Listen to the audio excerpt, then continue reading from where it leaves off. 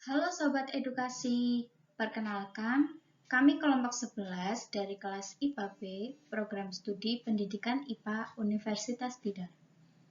Dalam video ini, kami akan membahas tentang praktikum uji bahan pewarna makanan. Dalam kehidupan sehari-hari, kita pasti menjumpai makanan dengan beragam warna. Ada yang merah, kuning, hijau, bahkan warna lainnya. Namun, yang menjadi masalah bukan jenis warnanya, melainkan jenis pewarna yang dipakai untuk mewarnai makanan tersebut. Menggunakan bahan alamikah atau malah menggunakan bahan sintesis? Wah, lalu bagaimana caranya membedakannya? Nah, agar lebih paham, yuk simak videonya. Oke, selanjutnya aku akan membahas satu persatu bagian dari praktikum kami ini. Yang pertama, anggota kelompok, yang kedua, tujuan, yang ketiga, alat dan bahan, yang keempat, cara kerja, yang kelima, hasil, dan yang terakhir, kesimpulan. Yang pertama ada anggota kelompok. Jadi kelompok kami, kelompok 11 ini beranggotakan 3 orang. Yang pertama ada Rifani Adelina dengan nomor induk mahasiswa 19 10 30 30 13. Selanjutnya ada Dani Maulia dengan nomor induk mahasiswa 19 10 30 30 67. Dan yang terakhir ada Zalfa Azahra dengan nomor induk mahasiswa 19 10 30 30 94. Oke, kita lanjut ke tujuan praktikum. Tujuan praktikum kali ini ada 2. Yang pertama, mengetahui ciri-ciri pewarna alami dan pewarna sintesis. Kemudian yang kedua adalah mampu membedakan pewarna alami dan pewarna sintesis. Nah, yang diharapkan dengan mengetahui ciri-cirinya, kita dapat membedakan dengan mudah mana makanan yang menggunakan bahan pewarna makanan alami dan mana yang menggunakan bahan pewarna sintesis. Selanjutnya, alat dan bahan yang dibutuhkan untuk praktikum. Adapun alat yang digunakan adalah piring, gunting, sendok, cup kecil, alat saring, cobek, dan pisau. Mungkin cobek ini bisa diganti dengan blender ya, karena fungsi cobek di sini hanya untuk menghaluskan bahan-bahan makanan yang alami.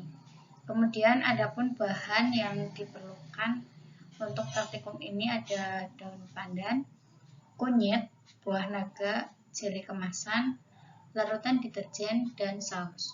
Untuk jeli kemasan bisa kalian pilih yang berwarna hijau, kuning, dan oranye. Oke, selanjutnya cara kerja. Dalam praktikum ini kita memiliki 6 step atau 6 langkah cara kerja. Langkah yang pertama yaitu siapkan alat dan bahan. Yang kedua, haluskan daun pandan, kunyit, dan buah naga. Kemudian ambil ekstraknya. Yang ketiga yaitu ambil sebagian untuk diuji dan letakkan di cup kecil. Jadi setelah daun pandan, kunyit, dan buah naganya dihaluskan, kemudian diambil ekstraknya, lalu ekstrak itu diletakkan di cup kecil. Kemudian step 4 yaitu teteskan larutan deterjen sebanyak 3 tetes per cup.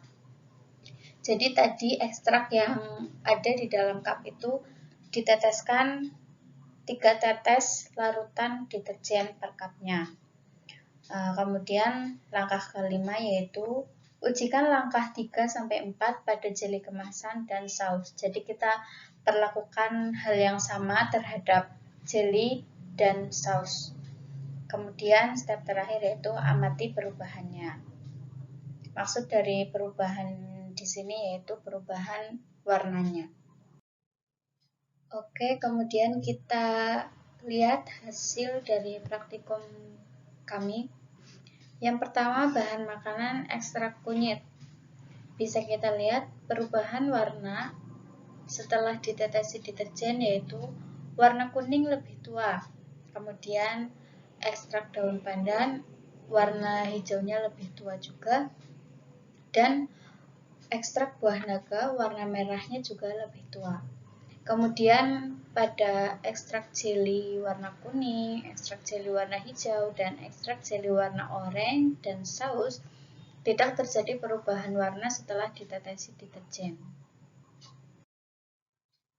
Nah, ini adalah gambar dari hasil praktikum kami. Yang ada di sebelah kiri saya merupakan bahan alami, dan yang ada di kanan saya merupakan bahan sintesis. Oke, kita bisa amati kondisi awal masing-masing bahan. Kondisi awal masing-masing bahan, yang pertama bahan alami. Kondisinya memiliki warna yang pekat atau warna yang lebih pekat dari warna bahan sintesis. Nah, kemudian kondisi akhirnya, bahan alami setelah ditetesi deterjen mengalami perubahan warna. Bisa dilihat di situ, ekstrak kunyit setelah ditetesi deterjen menjadi warna oranye. Kemudian ekstrak buah naga setelah ditetesi dengan larutan deterjen berubah menjadi warna ungu tua. Kemudian ekstrak daun pandan setelah ditetesi dengan larutan deterjen berubah warna menjadi hijau muda. Kemudian kita bisa lihat ke bahan sintesis. Dari gambar tersebut bisa disimpulkan bahwa kondisi awal dan kondisi akhir tidak berubah. Berarti jika bahan sintesis ditetesi dengan larutan deterjen, dia tidak akan berubah warna. Nah, dapat disimpulkan pula dari fenomena ini, jika kita meneteskan larutan deterjen ke suatu makanan, lalu makanan tersebut tidak berubah warna, berarti makanan tersebut mengandung bahan pewarna sintesis.